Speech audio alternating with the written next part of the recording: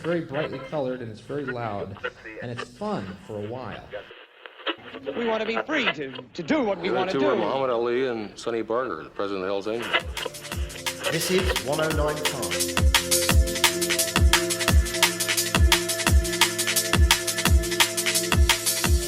Hey JC, welcome to the podcast. How you doing? I'm doing very well. Thanks for having me. How are you? Yeah, I'm good, thanks. My pleasure. Looking forward to chat about your book. Before we get into that, just maybe a bit of an introduction about yourself, where you're from, and I suppose why Thailand, because I'm talking to you out of Bangkok, but you're obviously not originally from Bangkok. But just give us the JC spin, I suppose. Yeah, in terms of why I'm here, I'm sure you know this. That's a question I've received many times from the Thais. My name is JC. I'm from the United States of America. I've been in Thailand for roughly a decade, and I came here for a lot of the reasons that other guys come here. I mean, the great weather, the food, everything that we like about Thailand, the beaches, of course. And I think another part of that is I'm from a place in the United States. I'm from Cleveland, Ohio. So some people might be familiar with that area. The Americans will know it. And it's kind of a butt of some jokes in the United States. It's all the way up there in the north. We have really cold weather. We have brutal winters. And to give you an idea of the region, in 1950, there were 1 million people in the city, roughly. Fast forward to 2020, and the city's population is less than 400,000 people. Wow. So I'm not the only one who's left. That's a rare stat, actually, these days. You know, usually it's going the other way. So interesting. Yeah. Well, we just crossed the 8 billion mark for human population. Yeah. So you're right. I mean, most places in the world with the human population going up, most of the time the population in the city goes this way, not this way. Yeah, exactly. And when did you leave? How long have you been here? You know, how long? And you've been in Bangkok the whole time? Yeah, because I found work here. So I've been here about 10 years. And before I came, I was doing some research, and I read on some forums online. They said, don't go to Bangkok. Like, go to one of the provinces. You know, Bangkok isn't real Thailand. But I disregarded that evidence or that testimony. And I came here, found a job here, and 10 years later, here I am. Awesome. I mean, 10 years, you're kind of old school then. You've been here a while, hey? That's Oh yeah, old school, yeah. And how about you? How long have you been here? Yeah, so I mean, I started visiting Thailand in 2005. I first came to Pai. I was living in Singapore, and I had a mate who was living here. Took a weekend away for one reason or another. Kind of was going through some change. Fell in love with it. Put some money into some land, and everyone was like, "You're crazy doing that." That was back in 2006. And then, had a dream of kind of living and working out of here, built a house up in the hills, and 2014 managed to kind of make that real and have been in Thailand full time since 2014, kind of between Pai and Chiang Mai, but most of the time in Pai, and hence the 1095 label for the podcast, which is the road from Chiang Mai to Pai. So settled, enjoying it, good community, and I love the country. So, and I love Bangkok as well. We get down there pretty regularly. So, excellent, cool. So let's talk about the book. So, I have obviously not read your book. Thanks for sending over the e-copy of it. I kind of had to flick through and looking forward to reading it actually. But the Divided Stories of America. Interesting that you start off with I forgot what it's called. Not the like a Bill of Rights. The Bill of Rights. Thanks.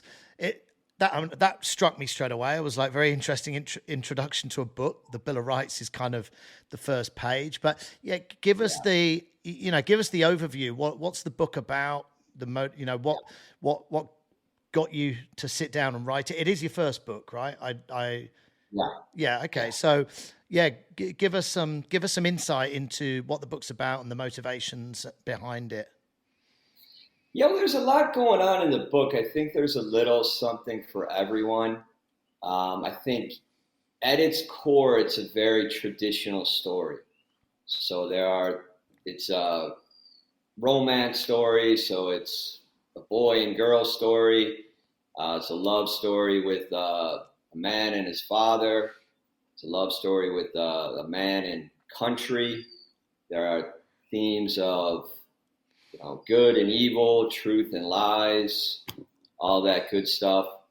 And then getting into some of the particulars, kind of the background for the story is you have a man returning to the United States of America from Thailand with his Thai girlfriend. But the United States isn't united anymore. It's been divided into 4 separate regions, and the protagonist of this novel, he lives in the New York region, which is in the Northeast. So that's where this novel is set. And this region does have a bit of a dystopian vibe to it. So there are some influences from some of the classic 20th century novels. So when you say the country's been, I mean, you're talking, this is a like kind of new type of United States, not the 50 states, but a kind of new structure in terms of borders, right? Is that what you're saying physically? And is that also because what political and other types of division within community that's created that? Correct. That is what I'm saying. So I came up with this idea toward the end of 2021, but it was inspired by my having a lot of free time in 2020 and then into 2021. And I was seeing a lot of what was going on in the United States, and some people were talking about this division, and then I saw some people online drawing up maps. Well, how would you divide things geographically? But you do have these ideological differences. So I thought about that a bit, and then I was bouncing that around in my head. And instead of dividing the country into 2 parts, because there is this problem with a geographic divide where you have maybe a New York in the Northeast and then a California all the way on the West Coast, which at this point, ideologically, they're kind of on the same page. Yep. But they're on opposite ends of the country. So that's how I came up with kind of the 4 regions. So in this world, this fictional world that I've created, a New York and a California, they kind of have a pact, if you will.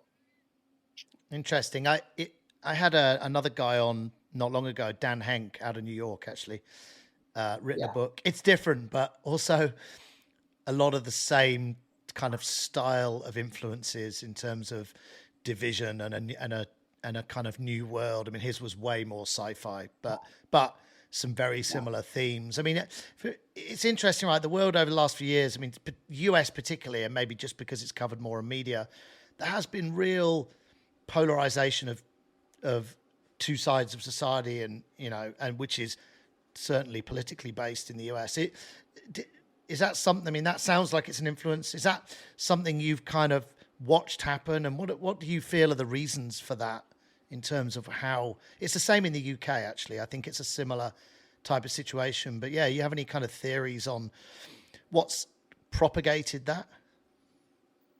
Sure. A lot of my theories have come from some other people that I've listened to talk about this topic, and some people that I thought have had some good ideas about it. I think social media, a lot of people would suggest, is a contributor, because people have this 24-hour just bombardment of, their news. And then they live in this echo chamber. A lot of people live in an echo chamber where they're getting one version of the events, and oftentimes maybe it's exaggerated, and then their tribe, if you will, comes out and adds fuel to the flames. So I think all of these are factors, hand in hand with that social media factor is the fact that stories get attention, stories get clicks, the more hyperbolic they are. I mean, if there's a headline and it's pretty tame and mild and it seems fair, a lot of people aren't going to click on it. But when they see something like, look at what happened, ... exclamation mark, it gets attention in the attention economy. Again, that's just furthering this polarization. The internet, social media. I mean, there's a lot of great stuff out of it, but there is also a huge amount of, there's also a huge amount of negative. Couldn't agree more. You had an interesting, I don't know, you had something in your bio written in Thai. If I get this wrong, please correct me. The learning is in mistakes, or mistakes are the learning, or something like that. Is that right? And tell me the Thai, if you know the Thai. Yeah, the Thai is Pit Ben Crew. Okay. And I included that in part because I am a teacher. I am a... Okay, crew. So mistake. The teacher is mistakes. Is that kind of what it is? Yeah. Yeah. So literally it would be translated as mistake is teacher. Yep. And then if somebody were searching for an English language equivalent in terms of an idiom, we do have experience is the best teacher, and some similar phrases. I think the Thai phrase is interesting because it's kind of blunt and just very specific. It doesn't mention anything about experience or learning. It's just kind of like that mistake. And that's a part of the novel. In the novel, there's a father figure who's made some mistakes in his life, and I think there are some lessons there. And when I read it in your profile, I kind of didn't read it as the book. I was wondering, so is that a kind of theme you've taken on in life and how you've approached, your writing and everything else? Is it's not just the story, but it kind of came across as it's something you'd kind of had as a theme in your own life in terms of how you've gone forward? Absolutely, 100%. I mean, sometimes I think I sit back and I think, wow, have you made every mistake in the world? Because there is this process, and then you look back and, of course, part of it is the past, and I understand that. That's what I would never advise someone to, think too much about mistakes that they've made. That right there is another mistake. But part of it is doing something and then not doing it again.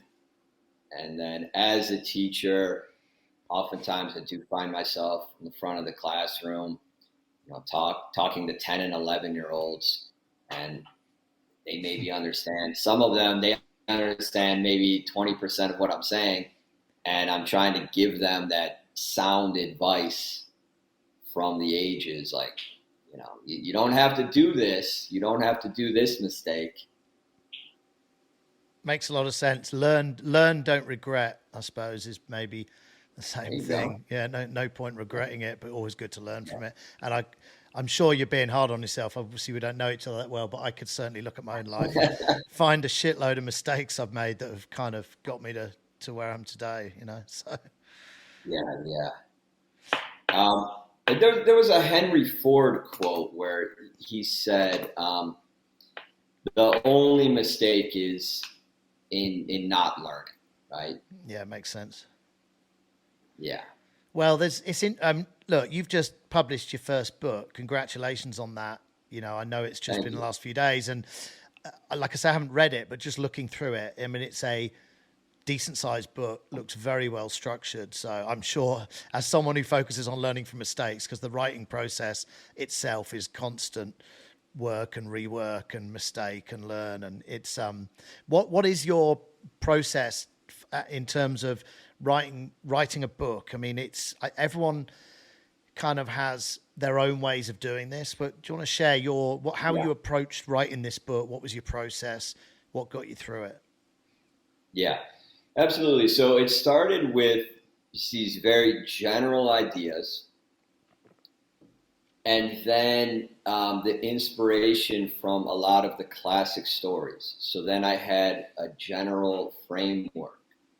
Then after that, anytime I had an idea, like let's say I was at the gym, let's say I'm just out and about, I'm on a train somewhere, and I have an idea, I'll try to make a note of it in my little phone or iPad device, just make a note. And then day in and day out, I would shoot for 2,000 words per day. Cool. And then if things were really flowing, 3,000, 4,000, I wouldn't stop. And then on those days when I was really struggling, I would just try to get a little bit down on the computer. Like, can I do 500 words? And that was the process. Then after I had a decent something to work with, then you get into editing. Did you start with an outline? So did you first create because to me that process is interesting the way you described. There's a part of it is structured and disciplined. The other part was ad hoc and creative, which is great when you can have two types of ways of approaching a creative project like that, because discipline is so essential to getting through something like that. But did you have an outline when you kind of embarked on this, so you at least knew, okay, I haven't just got my 2,000 or my 3,000 words, but I've got X number of chapters. It's broken down this way? Not when I embarked on it. That came much later, Cool. More of the structure. So when I first started, it was more just putting some things out there and then fine-tuning it later. That's interesting. I haven't heard that, because often I hear people say they start with that structure and then they kind of go for the 2,000 a day and do the creative bit. So yeah, interesting. The structure came later. So first you were just forging the story in your head more holistically before you get to the point of, here's how it looks across a book. Yeah, and I did, in terms of an outline, I did have just general ideas in my head about there'll be a scene here, there'll be a scene here, there'll be a scene here. But it was only later when I had more of an outline where I said, okay, there are going to be 24 chapters, boom, boom, boom, boom, boom, boom, boom, like this. Yeah. So. And where do you see the book going? I mean, any kind of vision? A lot of people I speak to talk about adapting to screenplays these days because, TV is such a big thing, or is it you're purely on the literary path? Okay. There is a part of me that thinks, like, especially with the attention span that some people have nowadays, like I even have people in my group, in my circle, some friends of mine that don't really read, and I would love for them to be able to experience this story because I think it's a fantastic story. And then I think, like, wow, if we could get some like really handsome guy to star in it and a beautiful woman and put some effects in there, this thing could just blow up. It'd be phenomenal. But that's more a fantasy. I'm just looking to get it out there a little bit right now as a book, and that's fine. And if it gets any sort of traction, beautiful. I have a few more in this series that I'm working on. Yeah, well, that was going to be my next question, actually. Firstly, that sounds like a completely sensible process. First book, just get it out there. Did you self-publish, or did you get a publisher? You self-published, and how's that? Yeah. My mum, my first podcast actually was with my mum, funnily enough, a couple of years ago when she published her first book. And I think she found it really, really empowering, the self-publishing route, which is a lot more accessible now than it was, say, 10 years ago. How did you find self-publishing? How's that journey been? It's been an experience. I didn't think I had a chance at being conventionally published. So I felt like this was my only path. And then once I embarked on this path, I thought, well, let's do this right. I didn't want to, put garbage out there with my name on it. So I did work with a developmental editor, actually twice. And then I brought another editor on board to do some of the proofreading. And then there was another guy that I was working with to format the book, and someone helped me with cover design. So even though I've self-published it, I've had people helping me with the entire process. There's been a guy helping me with the publishing. Yeah. And are you just going online? You pushing it out through those channels? Or are you trying to get it on shelves, or what's your strategy been around that? Yeah, mostly online. So generally it's Amazon. I'm kind of going with the big boy Amazon. I'm in the KDP, so I'm exclusive to Amazon for the first 90 days. Cool. And I mean, actually, maybe a good segue to ask that. So if people want to find this book, what do they search for? So it's just gone out there this week, right? You've just literally launched this week. The official launch date is the 3rd of December. Okay, so next Saturday. Yeah, Saturday. Yeah. A week today. Yeah. So that's for the ebook, actually. The paperback is officially available. The ebook is available for pre-order right now. And then the official launch date is the 3rd of December. Cool. Well, 3rd of December. Of course, we're in record mode now, so I've got to edit this. So for anyone watching, this will probably go out around the 2nd, 3rd if people are watching now. So what do they search? I mean, I'll leave all these links in the podcast notes as well. But if people want to find your book, learn more about yourself, where do they go to search for that? Amazon.com is the best place to go. So Amazon.com, if they search for The Divided Stories of America, they'll find it. So Cool. The Divided Stories of America, The Green Forest. Cool. Well, I will include those links in here. So for anyone listening or watching who wants to get hold of JC's book, then please do. And cheers for jumping on and sharing a bit. And maybe we'll catch up if you're ever in the north. Let me know, and vice versa. Maybe catch you in Bangkok at some point. All right, great. Thanks so much. My pleasure, JC. Cheers. Cheers. What we want Two to were do. Muhammad Ali and Sonny Barger, the president of the Hells Angels. This is 1095.